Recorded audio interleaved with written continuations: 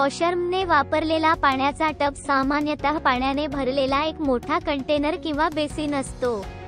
Water tub त्यांना detergent किंवा साबण मिसळलेल्या पाण्यात बुडवून कपडे कार्यक्षमतेने स्वच्छ करण्यास अनुमती देते, घाण आणि डाग काढून टाकण्यासाठी कपड्यांना उत्तेजन देते आणि नंतर डिटर्जंट अवशेष काढून टाकण्यास, धुण्याच्या प्रक्रियेपूर्वी डाग काढून टाकण्यास मदत करण्यासाठी द्रावणात कापड पूर्वक भिजविण्यासाठी टब वापरा।